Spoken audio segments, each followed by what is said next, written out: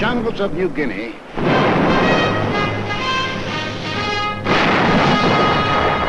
on the barren shores of the Aleutians, in the tropic heat of the Pacific Islands, in the sub-zero cold of the skies over Germany, in Burma and Iceland, the Philippines and Iran, France, in China and Italy, Americans fighting. Fighting over an area extending 7/8 of the way around the world.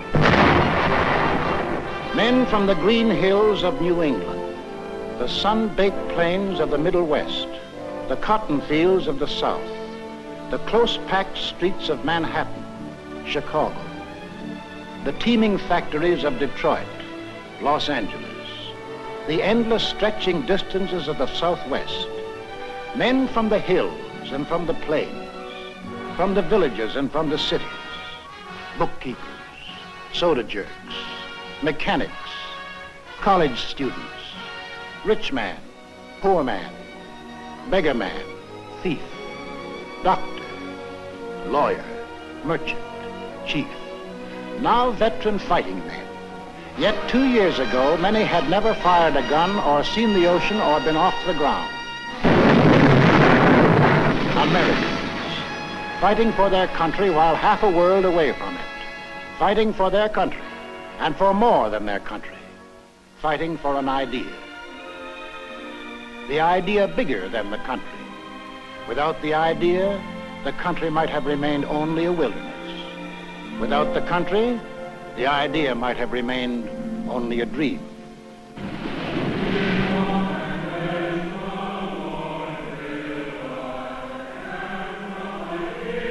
Over this ocean, 1607, Jamestown. 1620, Plymouth Rock. Here was America, the sea, the sky, the virgin continent. We came in search of freedom, facing unknown dangers rather than bend the knee or bow to tyranny.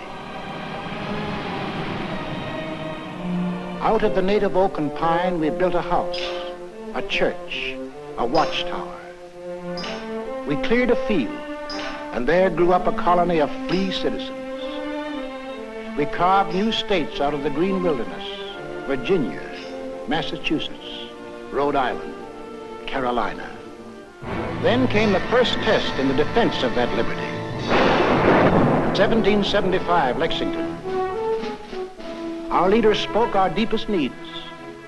Colonists are by the law of nature free-born, as indeed all men are.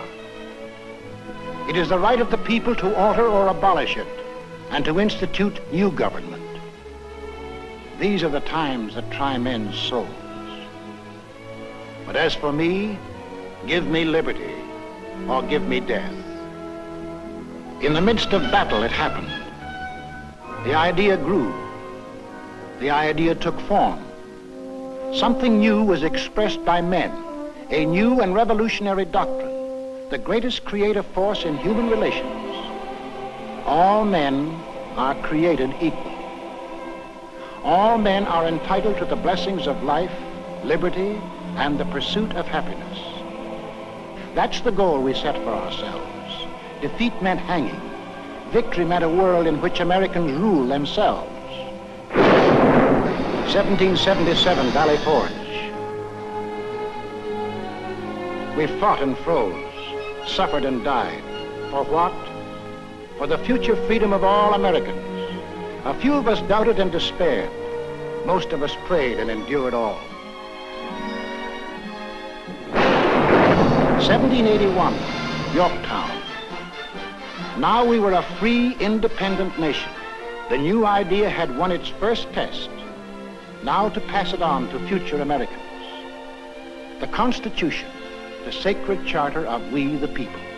The blood and sweat of we the people. The life, liberty, and happiness of we the people.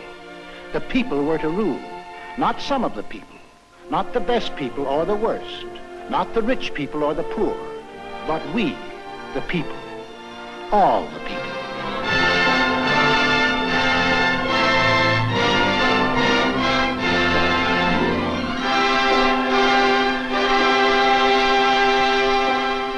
In this brotherhood, America was born. One nation, indivisible, with liberty and justice for all. We began as 13 states along the Atlantic seaboard. We pushed across the Alleghenies, the Ohio River, the Mississippi, the last far range of the distant Rockies. We carried freedom with us. No aristocratic classes here, no kings, no nobles or princes, no state church, no courts, no parasites, no divine right of man to rule man. Here, humanity was making a clean, fresh start from scratch. Behind us, we left new states, chips off the old blocks welded together by freedom.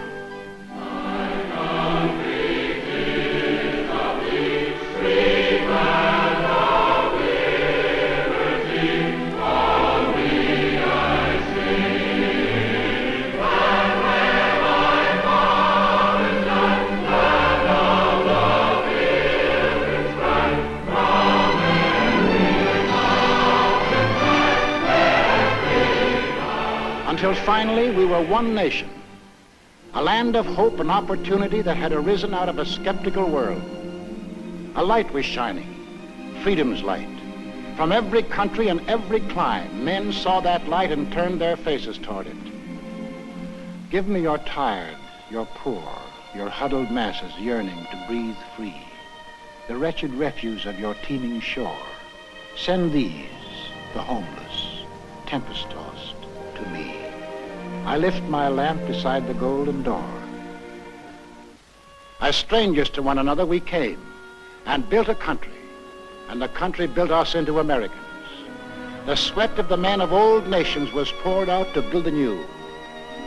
The sweat of our first settlers, the English, the Scotch, the Dutch, building the workshop of New England, of the Italian in the sulfur mines of Louisiana, of the Frenchman and the Swiss in the vineyards of California and New York State, of the Dane, the Norwegian, the Swede, seeding the good earth to make the Midwest bloom with grain, of the Pole and the Welshman, of the Negro harvesting cotton in the hot southern sun,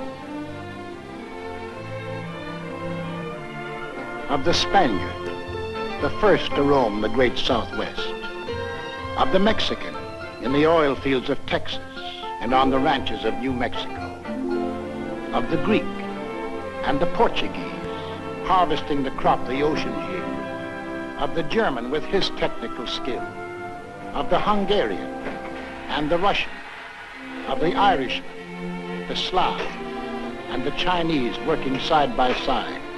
The sweat of Americans, and a great nation was built.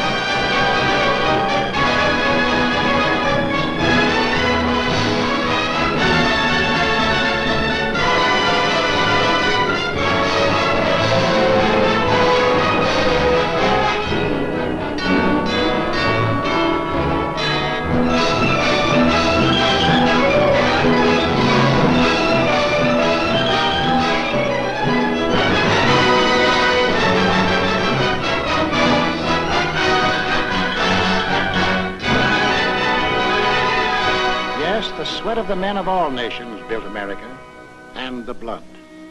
For the blood of Americans has been freely shed. 5 times in our history have we withstood the challenge to the idea that made our nation. The idea of equality for all men, life, liberty, and the pursuit of happiness. The idea that made us the people we are. Let's take a look at ourselves before we went into this war. Well, first of all, we're a working people. On the land, at the workbench, at a desk.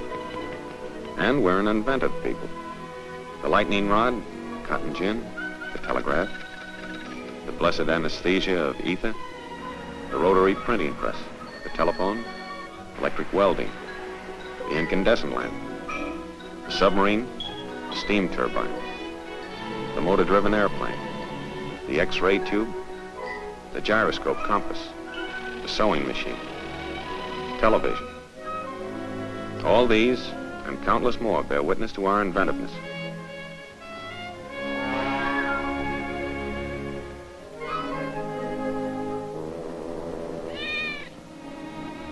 And this inventiveness and enterprise, plus our hard-won democratic ideal of the greatest good for the greatest number, created for the average man the highest standard of living in the world. 32.5 million registered automobiles, 2/3 of all the automobiles there are in the entire world. We demand the highest standards in sanitation, purity of food, medical care. Our hospitals are models for the world to copy. We want the best for the average man, woman, or child, particularly child. We have reduced the hazard of being born. From then on, we protect, foster, and generally spoil the majority of our children. But it doesn't seem to hurt them much. They go to school, all kinds of schools, to kindergartens, public schools, private schools, trade schools, high schools, to 25,000 high schools, and to college.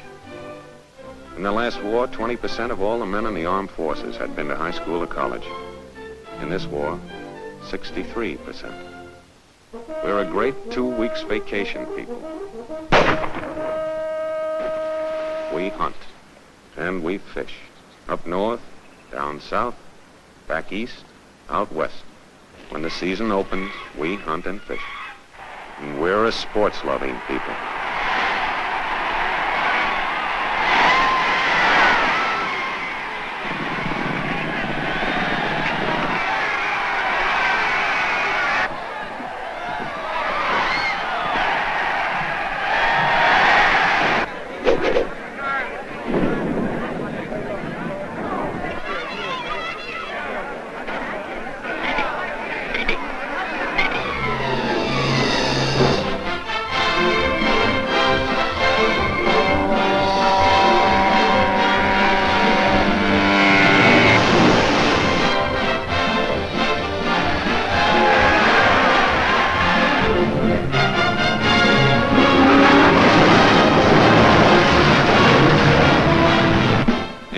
Probably the travelingest nation in all history. We love to go places.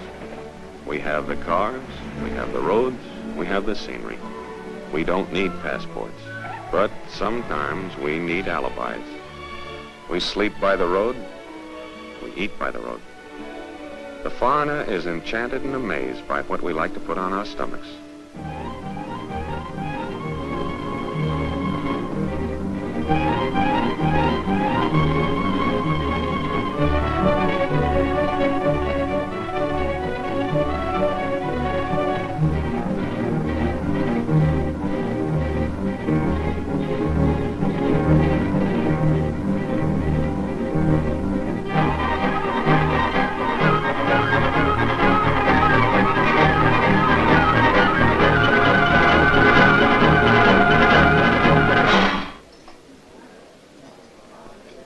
We're a great joining people. We join clubs, fraternities, unions, federations. Shove a blanket at us, we'll sign up. Radios, we have one in the living room. When you think of refreshment, think of the dining room,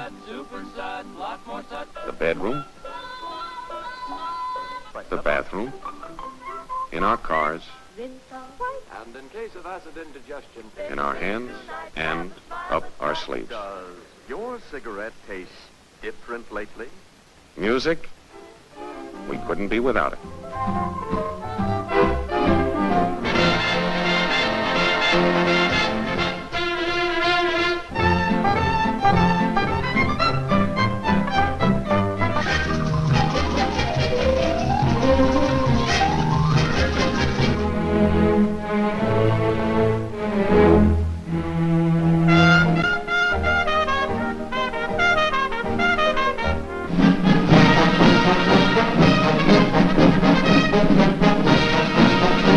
Press? Yes, it's the biggest, but most important, it's the freest on earth. Over 12,000 newspapers of all shades of opinion, books on every conceivable subject, and more than 6,000 different magazines, not counting the comics. Churches? We have every denomination on earth. 60 million of us regularly attend, and no one dares tell us which one to go to. We elect our own neighbors to govern us. We believe in individual enterprise and opportunity for men and women alike. We make mistakes. We see the results.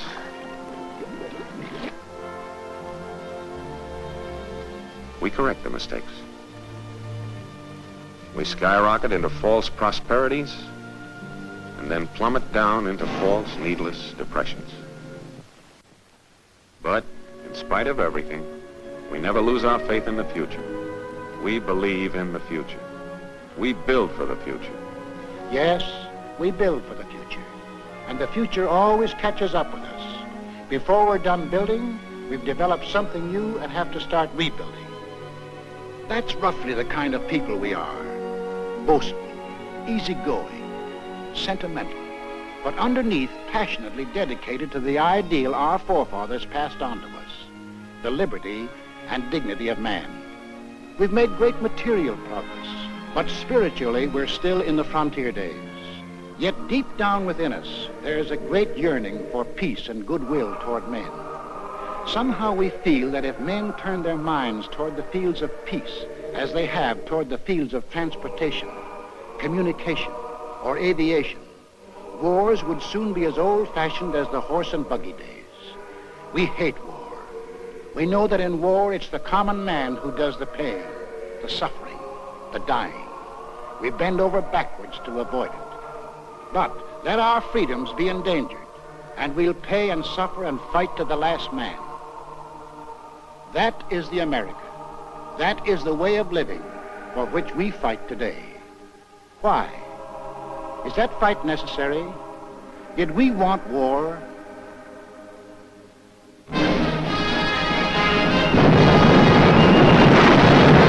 In 1917, before most of you fighting men were born, our fathers fought the First World War to make the world safe for democracy, for the common man.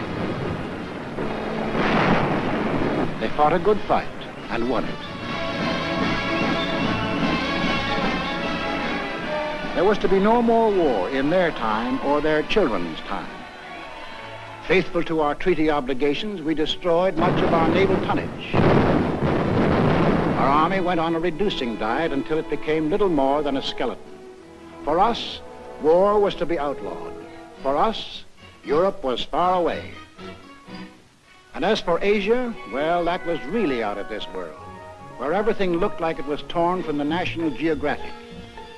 Yet, in this remote spot in Asia, in 1931, while most of you were playing ball in the sandlots, this war started.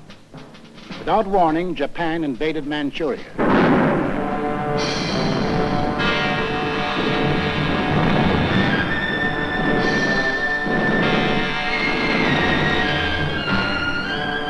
Once again, men who were peaceful became the slaves of men who were violent. In Washington, D.C., our Secretary of State made a most vigorous protest. The American government does not intend to recognize any situation, treaty, or agreement which may be brought about by means of aggression. But we, the people, hadn't much time to think about Manchuria. We were wrestling with the worst depression in our history. Some of us were out of jobs. Some of us stood in bread lines. Some of us suffered homemade aggression. Some of us were choked with dust. Some of us had no place to go. 2 years later, in 1933, while most of you were graduating from high school, we read that a funny little man called Hitler had come into power in Germany.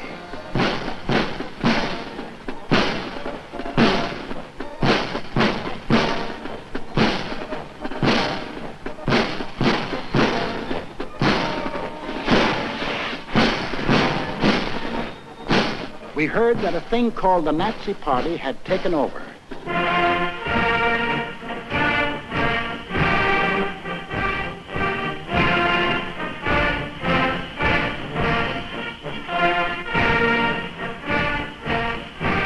Today we rule Germany, tomorrow the world. What kind of talk was that? It must be only hot air. In 1935, about the time you had your first date, we read that strutting Mussolini had attacked far-off Ethiopia.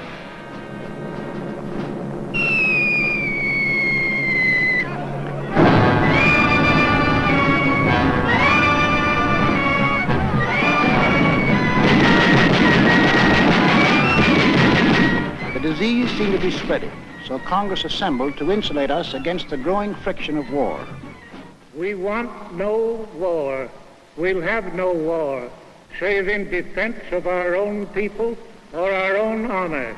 Toward this end, our chosen representatives passed the Neutrality Act. No nation at war could buy manufactured arms or munitions from the United States. In 1936, when you were running around in jalopies, we were disturbed by news from Spain.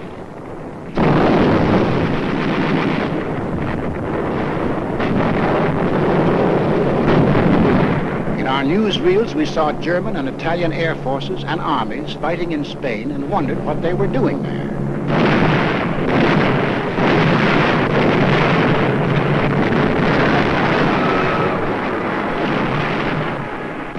For the first time, we saw great cities squashed flat, civilians bombed and killed.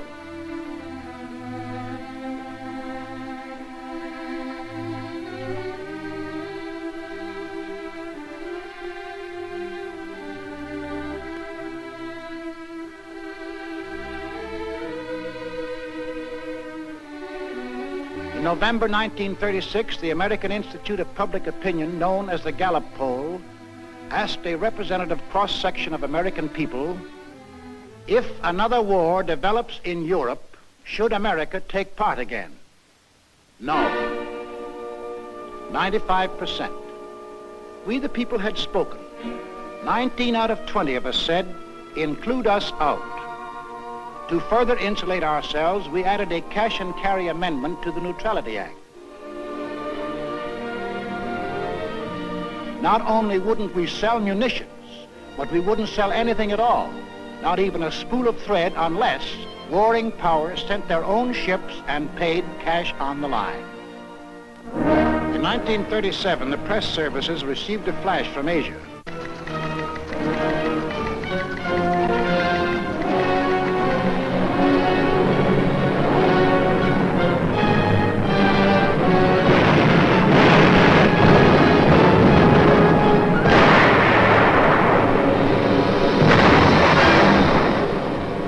Yes, the Japs were turning Asia into a slaughterhouse.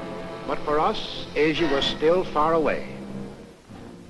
In September 1937, the Gallup poll asked us, in the present fight between Japan and China, are your sympathies with either side? We answered, with China, 43%. With Japan, 2%. Undecided, 55%. We hadn't made up our minds about China. Our Neutrality Act barred sales of armaments only to nations at war. The Japanese had not declared war, so we went right on selling scrap iron and aviation gasoline to Japan. In March 1938, Hitler had not declared war either, but his goose-stepping army suddenly smashed in and occupied all the soil of Austria. 6 months later, Hitler and his stooge met the anxious democracies at Munich. Hitler promised peace in our time if Britain and France would give him that part of Czechoslovakia known as the Sudetenland. Britain and France gave him that part of Czechoslovakia, hoping to avert war. Now we had his word, peace in our time. At home, we began to hear strange headlines. Extra, extra! FBI captured German agent! Read all about it! Nasty Spygate captured! We sat in our theaters unbelieving as motion pictures exposed Nazi espionage in America. As Germans, we know that if America is to be free, we must destroy the chain that ties the whole misery of American politics together. And that chain is the United States Constitution. Could these things really be? Yes, these subversive acts were happening in real life every day. German-American bonds organized for the purpose of destroying us marched under our very noses.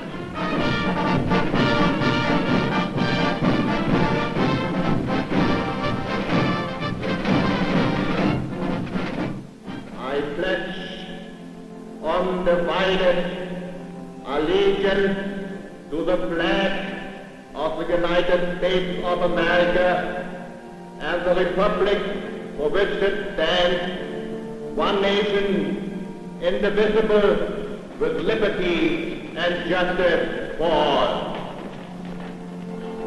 In our press, we read the news from abroad that Nazis were spending millions, arming Germany to the teeth.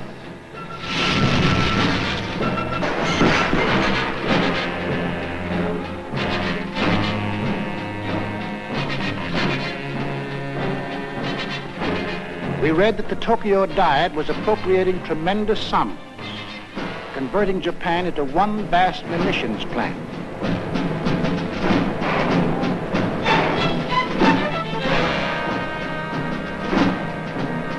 We watched these supposedly poor, have-not nations spend huge sums for armament, and we wondered why. Arrogantly, they told us why. They had declared war on us long before the shooting started. We have actually been at war since the day when we lifted the flag of our revolution against the democratic world. The Germans are a noble and unique race, to whom the earth was given by the grace of God.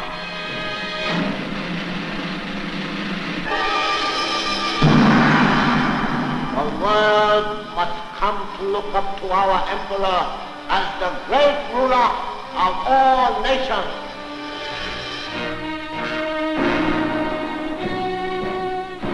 When the people of these three nations elected to follow their leaders, Death Incorporated, they organized to smash personal freedom, equality of man, freedom of speech, freedom of religion, organized to smash the very principles which made us the people we are. So in December 1938, when the Gallup poll asked us, should the United States increase the strength of its Army, Navy, and Air Force, we answered yes, 85%. It was time to look to our defense. Gentlemen, this is the Military Affairs Committee of the United States House of Representatives meeting for the purpose of considering national defense. The Navy is asking for an increase of 25% in authorized naval tonnage in view of the grave international situation. Congress, reflecting the voice of the people, appropriated the largest sum for military use ever voted during peace in American history. We didn't dream that a few years later it would look like peanuts. On March 14, 1939, Adolf Hitler broke the pledge he made at Munich. He took over all the rest of Czechoslovakia. There would be no more peace in our time. April 7th, 1939, as we here in America observe Good Friday,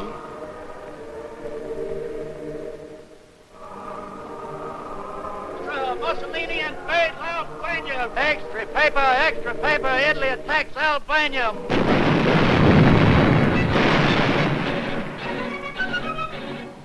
The picture was becoming clear. The conquering forces of violence were being set loose in the world. Where would they stop? In a last desperate effort to avert a world war, President Roosevelt, as a neutral, sent messages to Hitler and Mussolini, asking their promise to respect the independence of 30 free countries. Vor allem diese Anfrage von Roosevelts. To Adolf Hitler, this message was a huge joke as he repeated the names to a jeering Reichstag.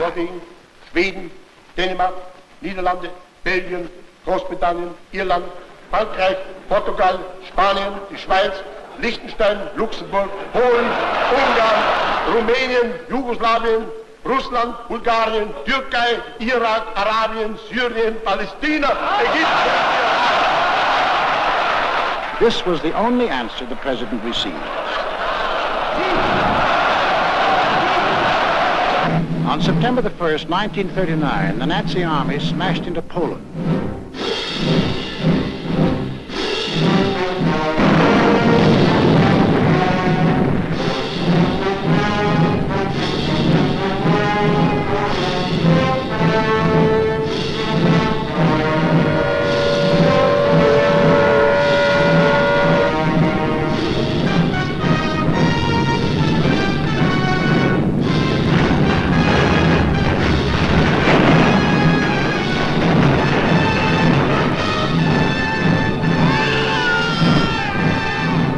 England and France had a treaty with Poland. Would they act now? At home, we listened in suspense. Adolf Hitler's all-out attack on Poland makes the long-dreaded European war a certainty. Prime Minister Chamberlain of Great Britain gave the Nazi dictator a 0 hour for withdrawing his troops from Poland. That 0 hour ends now. At this time, we transfer you to London for an important announcement by the British Prime Minister. Up to the very last, it would have been quite possible to have arranged a peaceful and honorable settlement between Germany and Poland. But Hitler would not have it. But a situation in which no word given by Germany's ruler could be trusted, and no people or country could feel itself safe, had become intolerable. Now, may God bless you all, and may he defend the right. For it is evil things that we shall be fighting against. And against them I am certain that the right will prevail. 6 hours after Great Britain declared war on Nazi Germany, the Republic of France followed. All France is in a maelstrom of activity. The Maginot Line has already opened fire on the Germans. The sparring is ended. World War II has begun.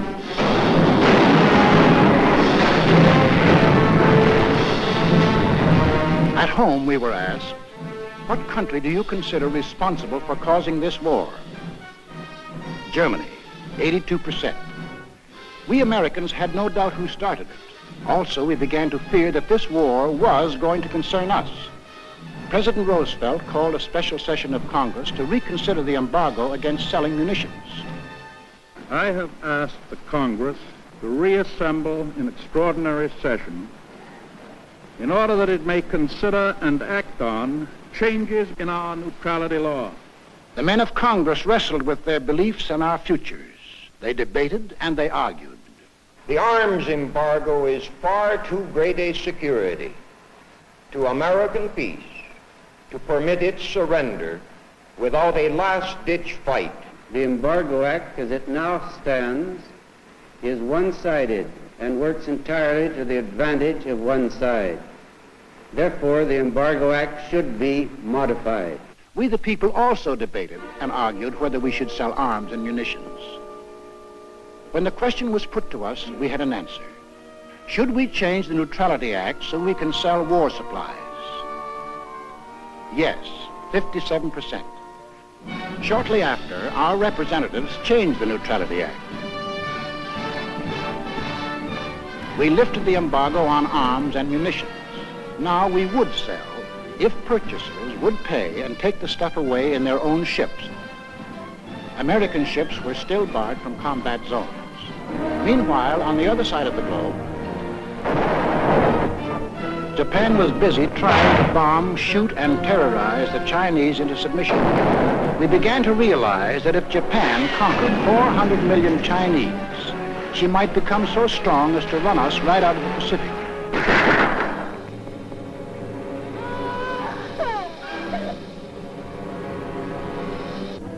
You will remember that 2 years earlier, in September 1937, when we were asked, in the present fight between Japan and China, are your sympathies with either side? Only 43% were with China. Most of us were undecided. In June 1939, when we were asked the same question, 74% said we were with China. Now our minds were made up. When we loaded our scrap iron on Japanese ships, our citizens protested.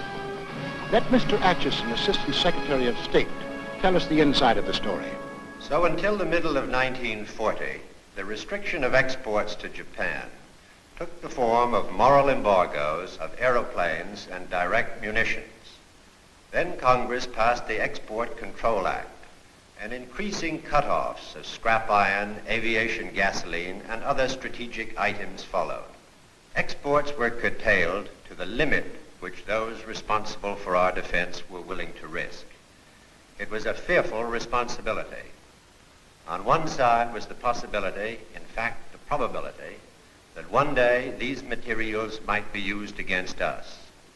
On the other side was the possibility, in fact the probability, that to cut them off would provoke an attack which we were not then prepared to resist.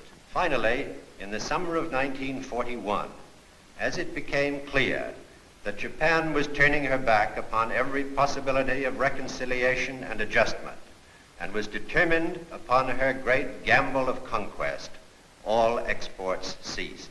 On April 9th, 1940, the leaders of Nazi Germany shifted their war machine into high gear.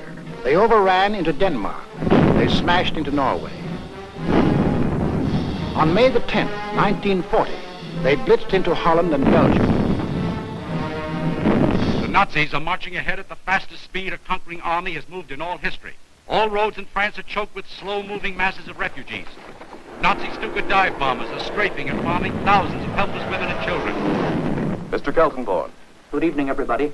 Tonight, it seems clearly apparent that the first great phase of the war in the West has been won by Germany. The army of French and British has made a valiant battle in its effort to retreat to Dunkirk, where there is some slight chance that some part of it can be evacuated. Adolf Hitler's mechanized forces are racing toward Paris as French resistance collapses. On this 10th day of June, 1940, the hand that held the dagger has struck it into the back of its neighbor. This is William L. Shirer speaking from the forest of Compiègne, where Adolf Hitler today is handing his armistice terms to France. It is 3:15 p.m. Adolf Hitler strides slowly toward the little clearing. I can see his face. It is grave, solemn, yet brimming with revenge. Off to one side is a large statue of Marshal Foch. Hitler does not appear to see it. Now we see the French walking down the avenue, led by General Hunsinger. Hitler and the other German leaders rise as the French enter. General Keitel reads the preamble to the German armistice terms. This whole ceremony is over in a quarter of an hour. The last time I saw Paris, her heart was warm and gay. I heard the laughter of her heart in every street cafe. The last time I saw Paris, the trees were dressed for spring, and lovers walked beneath those trees, and birds found songs to sing. I dodged the same old taxi cabs that I had dodged for years. The chorus of their squeaky horns was music to my ears. The last time I saw Paris, her heart was warm and gay. No matter how they changed her, I remember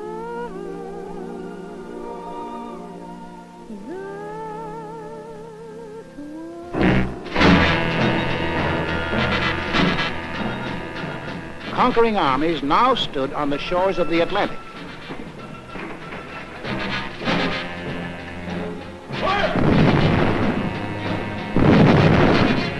The danger was suddenly close. Countries conquered by the Nazis had possessions outside of Europe. Some of these possessions are in America. Would the Nazis demand the French naval units at Martinique? Would the Nazis move into the Dutch oil fields at Curacao? Would the Nazis seize the French naval base at Dakar for invasion of South America? Already in Brazil, there were over 1 million Germans who lived exactly as they did in Germany. 1,200 German schools with Nazi textbooks and Nazi teachers. Nazi newspapers. Hermann Goering glider clubs had been established. Also in Brazil, there were 260,000 Japanese taking orders from Japan. In Ecuador, within easy bombing range of the Panama Canal, German airlines had been established. German pilots were reserve officers of the Luftwaffe. The German transport planes had bomb racks already built in. In Argentina, German athletic clubs similar to the Hitler Youth Movement had been organized exclusively for Germans. Here was a fifth column ready to take over. In Havana, we met with 20 other American republics. There must not be a shadow of a doubt anywhere as to the determination of the American nations not to permit the invasion of their hemisphere by the armed forces of any power or any possible combination of powers. 20 American nations stood firm. The Americas would not allow any European colony in this hemisphere to be transferred to a non-American power. We said, keep out. We meant it. We must increase production facilities for everything needed for the Army and Navy for national defense. I believe that this nation should plan at this time a program that will provide us with 50,000 military and naval planes. To protect our shores, we authorized construction of a two-ocean navy, the greatest the world has ever known. At least it would be the greatest navy when completed in 1944. But then, in 1940, it was only a paper navy. Our fighting forces at that time consisted of an army of 187,000 men, a navy of 120,000, and this dot was the Air Corps, 22,387 strong. All told, 330,000 men.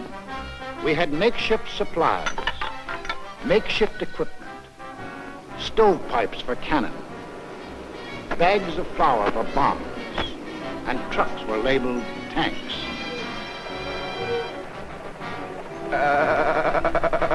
Our infantry had exactly 488 machine guns.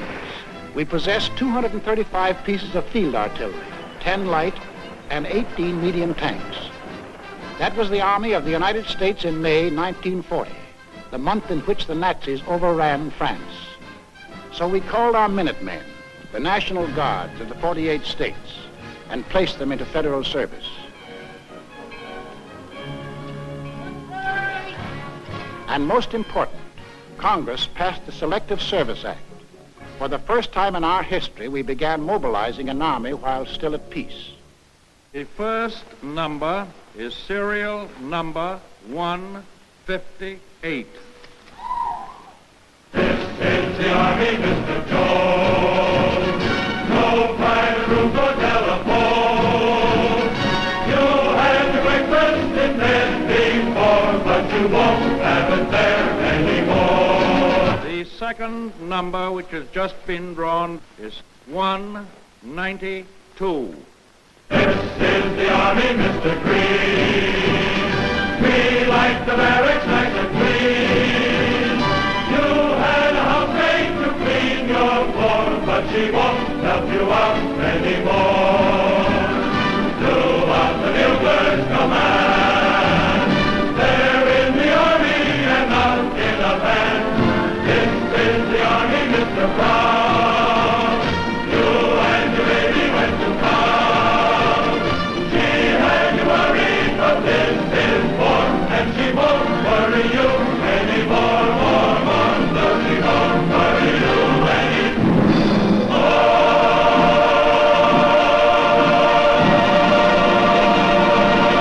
wasn't too soon. Time was running out. The Nazis had begun their shattering blitz on Britain. Hello, America. This is Edward Murrow speaking from London. There were more German planes over the coast of Britain today than at any time since the war began. Anti-aircraft guns were in action along the southeast coast today.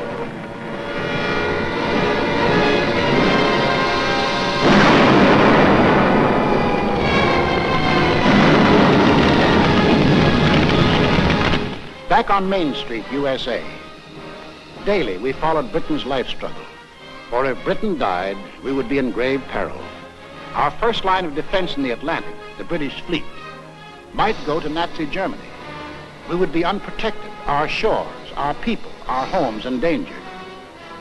Britain must not fall. In our harbors, idle and rotting, lay ancient destroyers.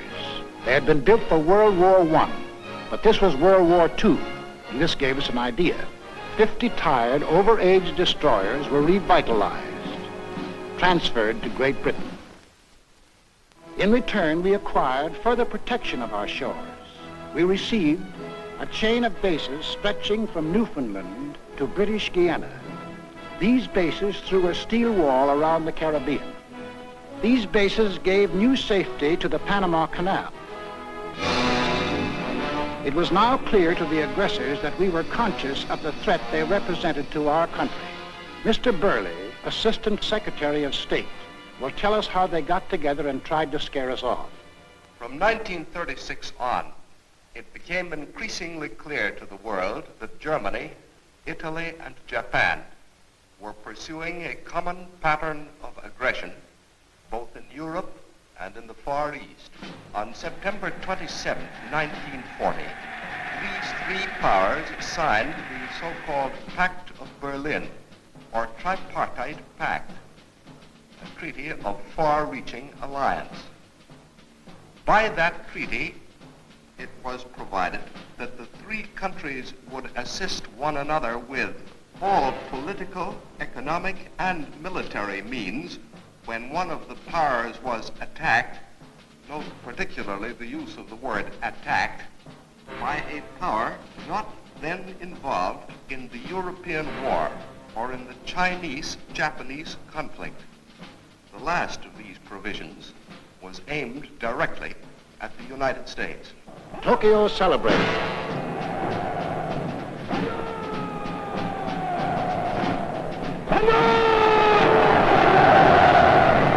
Rome cheered.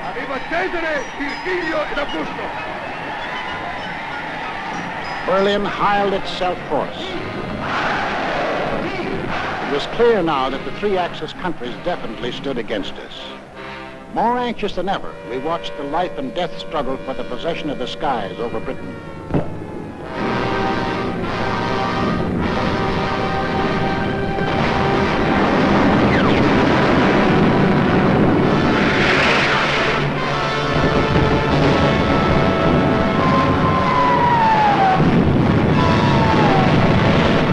Despite the propaganda and confusion of recent months, it is now obvious that England is losing war. England will not only survive, England will win.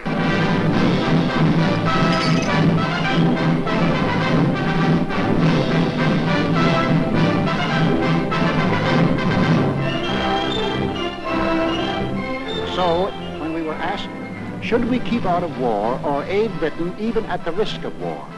Aid Britain even at the risk of war, 68%.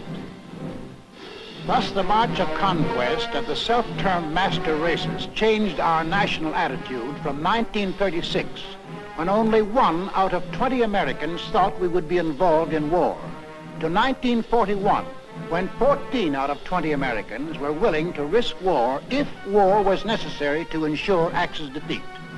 I ask this Congress for authority and for funds sufficient to manufacture additional munitions and war supplies of many kinds to be turned over to those nations which are now in actual war with aggressor nations. Our most useful and immediate role is to act as an arsenal for them as well as for ourselves. We shall send in ever-increasing numbers ships, planes, tanks, guns. That is our purpose and our pledge. By an overwhelming majority, Congress passed Lend-Lease, Bill number 1776, another declaration of independence. Independence from tyranny, 1941 style. On April 6, 1941, the Nazi juggernaut overran into Yugoslavia and Greece. On June the 22nd, 1941, the success-crazy Nazis took their longest step toward world conquest. Without any declaration of war, they blitzed into Russia.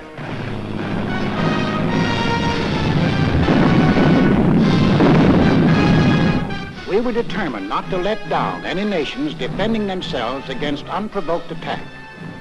So we extended Lend-Lease to these new victims.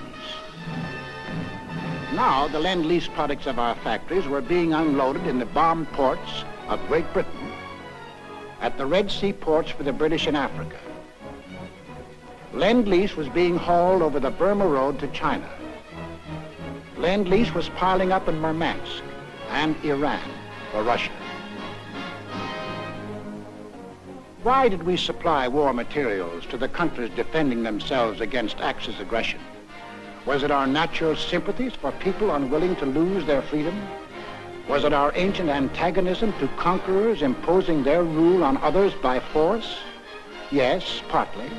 But principally it was because the American people had become certain that they were on the list of free nations to be conquered. Two worlds are in conflict, two philosophies of life. One of these two worlds must break asunder. And we were the leading example of that free world that Hitler was committed to breaking asunder. What would have been our defensive position if the aggressors had succeeded in conquering Britain, Russia, and China? German conquest of Europe and Africa would bring all their raw materials, plus their entire industrial development, under one control. Of the 2 billion people in the world, the Nazis would rule roughly 1/4, the 500 million people of Europe and Africa, forced into slavery to labor for Germany. German conquest of Russia would add the vast raw materials and the production facilities of another of the world's industrial areas. And of the world's people, another 200 million would be added to the Nazi labor pile. Japanese conquest of the Orient would pour into their factory the almost unlimited resources of that area. And of the peoples of the earth, 1,000 million would come under their rule, slaves for their industrial machines. We in North and South America would be left with the raw materials of 3/10 of the Earth's surface against the Axis with the resources of 7/10. We would have one industrial region against their 3 industrial regions. We would have 1/8 of the world's population against their 7/8. If we, together with the other nations of North and South America, could mobilize 30 million fully equipped men, the Axis could mobilize 200 million. Thus, an Axis victory in Europe and Asia would leave us alone and virtually surrounded, facing enemies 10 times stronger than ourselves. These are the reasons that led us, the American people, to change the Neutrality Act, to send aid to Britain, to Russia, to China, to make ourselves the arsenal of democracy. These are the reasons why now the first American troops set forth into the Atlantic to occupy new bases in Greenland and Iceland with the consent of their local governments. In our hands, bases of defense. In Nazi hands, bases of offense.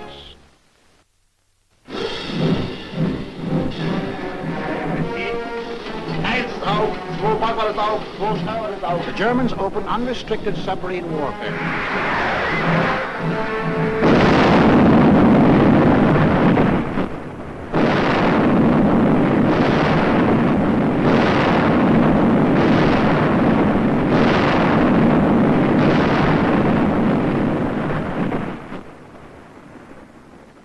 If today our Navy should make secure the seas for the delivery of our munitions to Great Britain, it will render as great a service to our country and to the preservation of American freedom as it has ever rendered in all its glorious history. We want those cargoes protected. An aroused Congress repealed the entire Neutrality Act. We armed our merchants, and for the first time, they steamed into combat zones to deliver Lend-Lease. While this was going on in the Atlantic, the Japs, by a so-called agreement with the puppet government of defeated France, moved in on Indochina.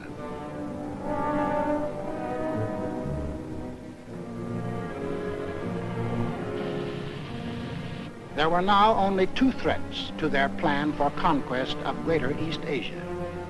First was their northern neighbor, Russia, the only military power within striking distance of Japan. The Nazis were taking care of Russia. The second threat to Japanese conquest was us. Japanese southward expansion was too dangerous to attempt with our bases still standing in the Philippines and our supply lines open to Wake, to Midway, and to Hawaii. We were in their way. We had to be removed, but in the Japanese way. Off to Washington went Special Ambassador Curaçao on what the Japs said was a mission of peace, but carefully synchronized with his departure from Tokyo was the departure of a Jap task force under sealed orders, not on a mission of peace. On November 14th, Mr. Curaçao arrived in San Francisco, smiling his toothy smile as he sang the old song of Japanese friendship. The Japanese were a peace-loving people. Their whole policy was devoted to the establishment of permanent peace in Asia. Our aid to China was delaying the establishment of that peace. Our refusal to sell them oil and scrap was interfering with the establishment of that peace. Our objections to their taking over the East Indies, Greater East Asia, was an interruption in the establishment of that peace. All they wanted was peace. On November 17th, Mr. Curaçao and Japanese Ambassador Nomura were received by the President in the presence of the Secretary of State, Cordell Hull. It very quickly became clear that the Japanese had brought no new proposals and that the Japanese intended to continue their campaign to conquer China and all East Asia. However, on November 26th, our Secretary of State presented the Japanese with the basis for peaceful agreement between the two nations. The proposal was forwarded to Tokyo. The Japs had to stall for time, but only a short time. The task force was nearing its goal. Sunday, December 7th, 1941.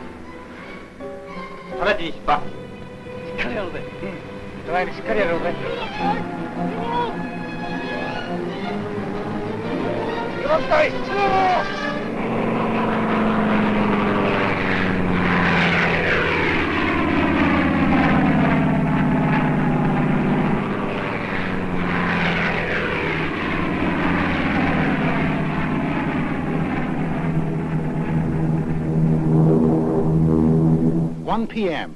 Eastern Standard Time. The Japanese emissaries are expected at the State Department to keep a 1 o'clock appointment they had requested in order to present their answers to our proposals. 1:05 p.m. The Japanese planes are approaching Hawaii.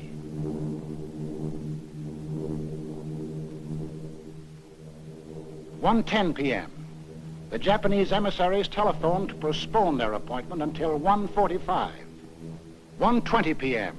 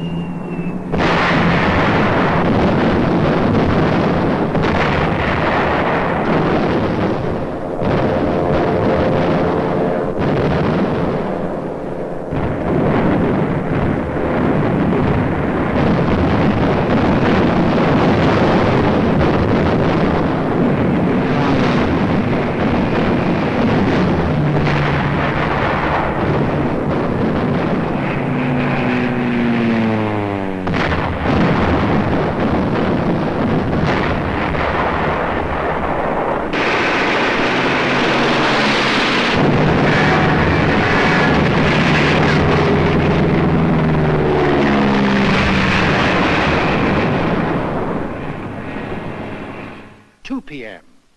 The Japanese envoys, smiling and correct, arrive at the State Department.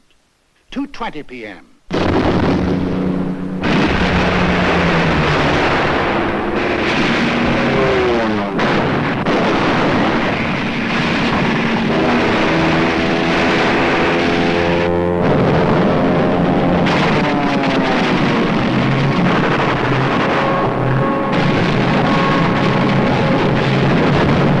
Japanese planes had been sowing death and destruction for an hour on American outposts in the Pacific when the Japanese envoys presented a memorandum to Mr. Hull. Here is the memorandum presented to me. As you can see, it is quite a lengthy document.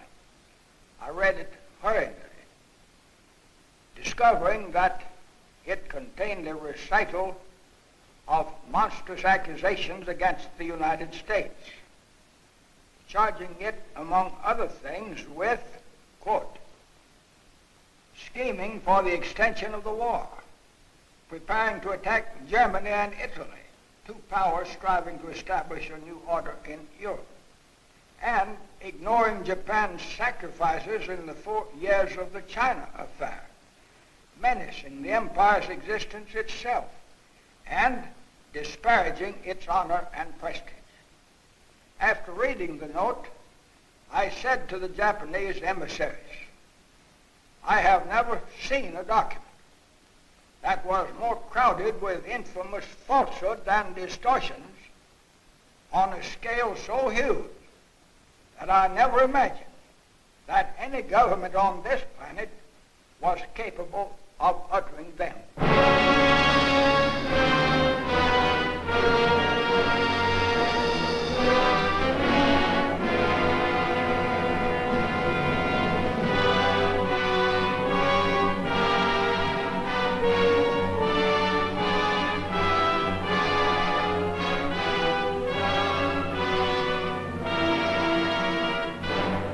I ask that the Congress declare that since the unprovoked and dastardly attack by Japan on Sunday, December 7, 1941, a state of war has existed between the United States and the Japanese Empire.